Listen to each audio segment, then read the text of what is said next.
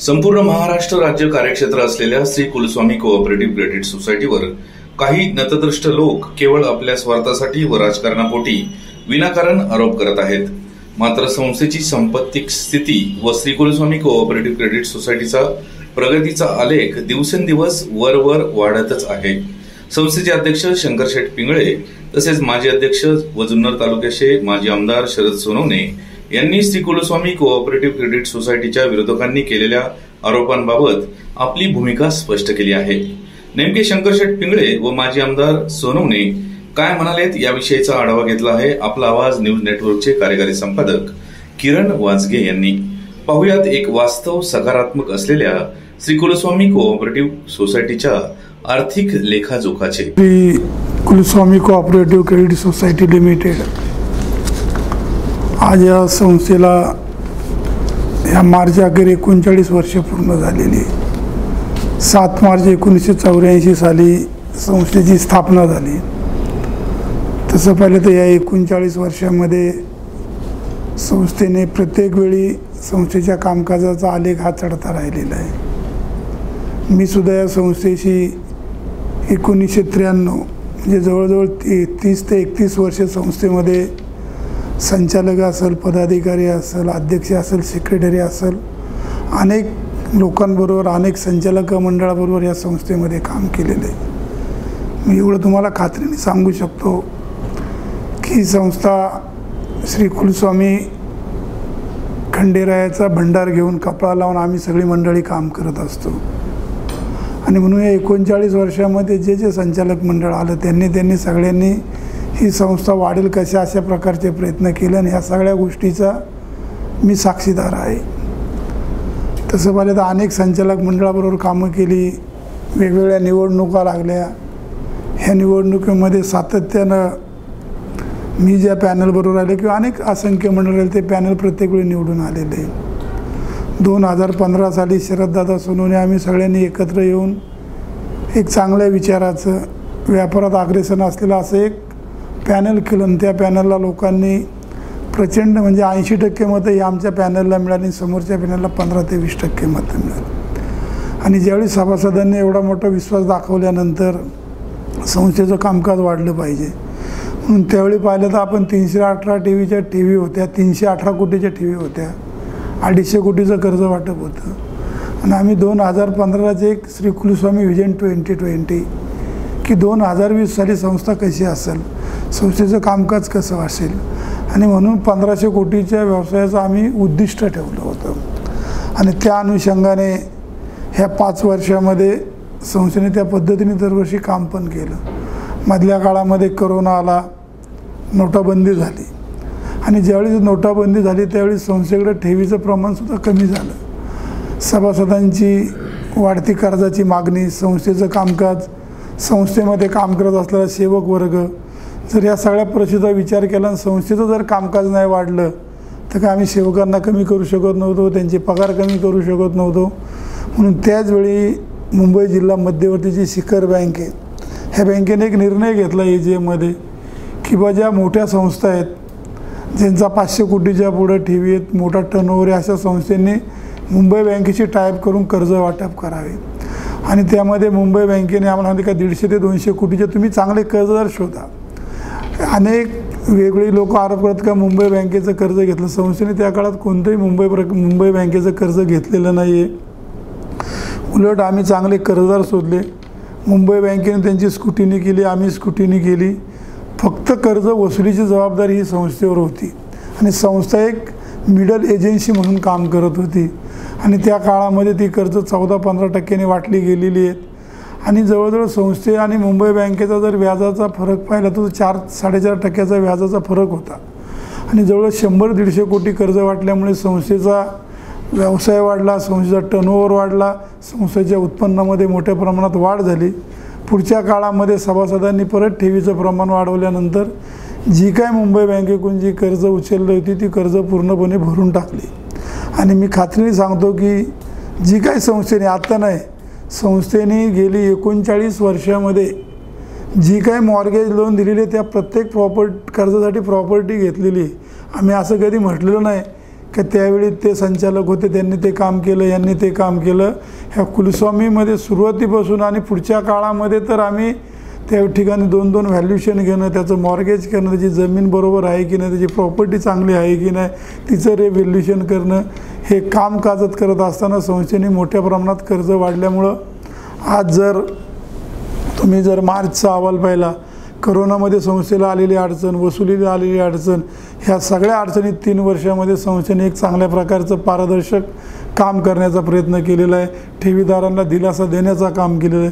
हे सगळं कधी होत असतं की तुम्ही वाटलेल्या कर्जाची वसुली चांगल्या प्रकारे व्हायला पाहिजे. जर 31 मार्च 2023चा अहवाल पाहिला तर आज संस्थेचा नेट NPA हा 10%च्या खाली आलेला 8%, आणि ज्या संस्थेचा 8-10%च्या खाली NPA असतो त्याची निश्चित जेव्हा कर्ज वसुली चांगली असते किंवा कर्ज चांगल्या प्रकारे वसूल झालेले असतात, व्याज उत्पन्नामध्ये वाढ झालेली असते, म्हणून त्याचा NPA खाली येतो. आणि या वर्षामध्ये संस्थेचे नफ्याचं प्रमाण आहे, जवळजवळ ढोबळ नफा हा संस्थेला 15 कोटी झालेला आहे. त्याच्यात जर आम्ही काही तरतुदी केलं तर ह्यावेळीसुद्धा 10 ते 11 कोटीच्यावर संस्थेला नफा झालेला आहे. म्हणजे संस्थेचा जो काही व्यवसाय किंवा ठेवीच्या 1% प्रमाणामध्ये संस्थेला नफा झालेला आहे. आणि म्हणून लोक वेगळे म्हणतात की मुंबई बँकेचं कर्ज घेतलं, संस्था अडचणीत आली. जर हा सगळा जर प्रकार असता तर ह्या मार्च अखेर जर संस्थेची सांपत्तिक स्थिती पाहिली तर आज जवळजवळ परत करोनानंतर जे काय आमचं उद्दिष्ट होतं 1500 कोटीचं, तिथपर्यंत पोचण्याचा आम्ही प्रयत्न केलेला आहे. आणि मला एवढंच सांगायचं सर्व सभासदांना, खरं तर ही श्री कुलस्वामी खंडेरायाच्या नावाने स्थापन झालेली श्री कुलस्वामी पतसंस्था आहे. ह्या संस्थेचं काम पारदर्शक करतो. मग मी असेल, शरददादा सोनवणे असेल, आमचे संचालक मंडळ सगळे सहकारी असतील, आमचे सगळे CEO असतील, सगळे DGM असतील, गेली अनेक दिवस संस्थेचं कामकाज करताना एकदम पारदर्शक काम केलेलं आहे. बऱ्याच वेळा असं होतात की निवडणुका आल्या की कुठेतरी कुणाला तरी बदनाम करण्याचा प्रयत्न करतात. ठीक आहे, मग जर आम्ही चांगलं काम केलं म्हणून सभासदांनी 3 वेळा आम्हाला प्रचंड बहुमताने निवडून दिले, आमच्या सहकाऱ्यांना दिलेलं आहे.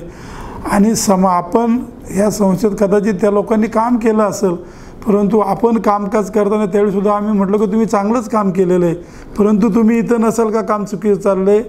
त्या लोकांना वाटतं की इथं येण्यासाठी त्यांनी खूप प्रयत्न केले, परंतु सभासदांनी त्यांना पूर्णपणे नाकारलेलं आहे. आणि म्हणून कुठंतरी एका चांगल्या संस्थेमध्ये विचलित बुद्धीने कुठंतरी काहीतरी बाहेर द्यायची, खरं तर त्या गोष्टीला आम्ही महत्त्व देत नाही.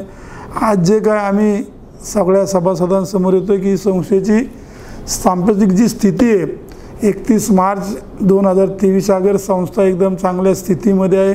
संस्थेचा नफा झालेला आहे. आज संस्थेच्या 700च्या जवळजवळ कोटीच्या ठेवी झालेल्या आहेत.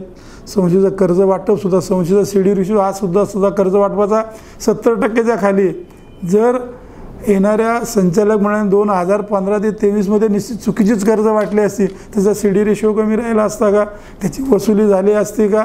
आणि मी खात्रीशीर सांगतो की संस्थेने मी 39 वर्षामध्ये जी मॉर्गेज कर्ज वाटलेली, पूर्वी तरी सुद्धा पूर्वी कर्ज वाटताना थोडा पेपरमध्ये थोडं चालायचं, परंतु अलीकडच्या काळामध्ये सहकार खात्याचं audit, internal audit, government audit किंवा संस्थेसाठी, मोठ्या संस्थेसाठी सहकार खात्याच्या वेगवेगळ्या इन्क्वायऱ्यासुद्धा होतात. आणि म्हणून त्या ठिकाणी आम्ही निर्णय घेतलेला आहे की जी काय कर्ज वाटल्यात, आणि मी खात्रीने सांगतो जी कर्ज वाटलेली आहेत ती 100% प्रॉपर्टी घेऊन कर्ज वाटलेली आहेत. 1-2% कर्ज थकले असतील, त्याच्यात संस्थासुद्धा लगेच त्याच्यावर 101ची कारवाई करते, निलावाची प्रोसिजर करते. आणि कोणी जवळचं असू लांबचं असू कर्ज वसुलीमध्ये कोणतीही संस्थेची कुचराई नसते. आणि म्हणून सगळ्यांना परिचित आहे की संस्थेचं कर्ज घेणं सोपं आहे, परंतु कर्ज फेडताना कुलस्वामीची वसुली म्हटली की लोकांना पण धडकी भरते. आणि म्हणून ह्या निमित्ताने मी एवढंच सांगतो की कुलस्वामीचं जे आमचं आता संचालक मंडळ आहे, ह्या ठिकाणी आम्ही जे काम करत आहोत ते पूर्णपणे पारदर्शक काम आहे. खरं तर जुन्या मंडळींनी संस्थेचं रोपटं लावलं, ते हळूहळू वाढवलं, ते वाढत असताना आमच्यासारख्यांना त्या काम करण्याची संधी दिली. आणि म्हणून मी 30 वर्ष काम करत असताना माझे सगळे बाकीचे सहकारी गेली 7 ते 8 वर्ष याबरोबर काम करतात. आणि म्हणून संस्थेचा हा आलेख आहे, हा वाढता आलेख आहे. आणि तुम्हाला खात्रीने सांगतो की आमचं संस्थेचं उद्दिष्ट आहे का 2000 कोटीच्या पुढं हा 5 वर्षात व्यवसाय गेलेला पाहिजे. निश्चित भविष्याच्या काळामध्ये ह्या ठिकाणी संस्थेचा व्यवसाय वाढला असेल. आज संस्थेमध्ये 280 कर्मचारी काम करतात, 700 ते 800 वसुली एजंट काम करतात आणि मोठं एक एम्पायर उभं केलेलं आहे. आज ह्या संस्थेमधला पगार, कर्मचाऱ्यांचा बोनस किंवा करोनाच्या काळामध्ये आम्हाला असं कधीही वाटलं नाही की कर्मचाऱ्यांचा बोनस कमी केला पाहिजे, कर्मचाऱ्यांचे पगार कमी केले पाहिजे. कारण जे काय आम्ही 2016ला जी पॉलिसी केली, 200-250 कोटीची जी मुंबई बँकेने मदत केली आणि जो संस्थेचा व्यवसाय वाढला, त्याच्यामुळे संस्थेच्या उत्पन्नामध्ये मोठ्या प्रमाणात वाढ होत राहिलेली आहे आणि भविष्यामध्ये सुद्धा ही अशाच प्रकारची वाढ राहील. आणि निश्चित मला खात्री आहे की जो काय सभासदांनी आमच्या सगळ्या संचालकावर, मी असेल, शरददादा सोनवणे असेल, माझे सगळे सहकारी असेल, जो विश्वास ठेवला त्या विश्वासाने निश्चित चांगल्या प्रकारचं काम आम्ही करत राहू. आज ज्यांनी कुलस्वामी परिवारामध्ये रिटायरमेंटपर्यंत काम केलं, महाव्यवस्थापक म्हणून काम केलं आणि ते रिटायर झाल्यानंतर जो संस्थेने त्यांना 2 वर्ष या ठिकाणी काम करण्याची संधी दिली, परंतु त्यांची प्रकृती किंवा त्यांना त्यावेळी झालेला आजार शेवटी हा प्रत्येकाच्या नशिबाचा भाग असतो. आणि आज ते जर वेगवेगळे आरोप करत असतील तर ते सुद्धा चुकीचं आहे.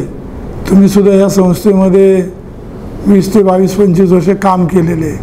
मग माझ्याबरोबर सुद्धा त्यांनी गेली 15 वर्ष काम केलेले आहे आणि त्याच्यामुळं आज ती जी काय बोलतात, वागतात का संस्थेत हे झालं, संस्थेत ते झालं, संस्थेत हे काही नाही झालेलं आहे. फक्त स्वतःचा इगो हार्ट झालेला आहे. त्यांना वाटत होतं की बा संस्थेने मला जोपर्यंत आहे तोपर्यंत संस्थेने त्या ठिकाणी काम करण्याची संधी दिली.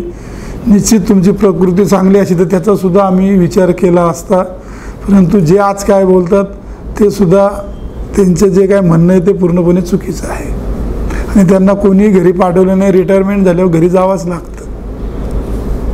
महाराष्ट्र जय शिवराय. कुलस्वामी कोऑपरेटिव्ह क्रेडिट सोसायटी स्थापना 1984. खरं तर वडसकर मंडळी जी आहे, कुलस्वामीचा आशीर्वाद त्यावेळेला असलेले उत्तम शेठ चव्हाण, दस्तर शेठ चव्हाण, DB चव्हाण साहेब, जनार्दन चव्हाण साहेब, उत्तमजी डोळे साहेब, आमचे वडील जेबाई शेठ शंकर सोनवणे, सहकार मंडळ आणि या सर्व मंडळींनी ही जन्माला घातलेली NB चव्हाण साहेब या सर्वांनी जन्माला घातलेली ही संस्था रोपटं होतं. ते वाढता मोठं झालं. 2015ला ही संस्था ज्या वेळेला माझ्या नेतृत्वाखाली उभी राहिली त्यावेळेला शंकरराव पिंगळे आणि आम्ही सर्व मंडळी मिळून 2015ला संपत्ती स्थिती होती या कुलस्वामीची. सभासद होते 61,000, वसूल भाग भांडवल होतं 14 कोटी. खरं तर सभासद 61,000 होते. आता संस्थेचे सभासद 1 लाखापेक्षा आधीचे 1,09,000. त्यावेळेला 2015ला आमच्या हातामध्ये जेव्हा संस्थाने 14 कोटीची वसूल भाग भांडवल होतं, आता आहे 45 कोटी 34 लाख. 2015ला स्वनिधी होता 30 कोटीचा. आता स्वनिधी आहे जवळजवळ 100 कोटीच्या घरामध्ये. सभासद ज्या ठेवी आहेत त्या 2015ला होता 318 कोटीच्या. आताच्या मितीला जवळजवळ 1,000 कोटी म्हणजे जवळजवळ 800 कोटीच्या दरम्यान आजच्या ठेवी या संस्थेमध्ये आहेत. सभासद ठेवी ज्या आपण पाहिल्या, सभासद कर्ज जे आपण पाहिलं ते 226 कोटी.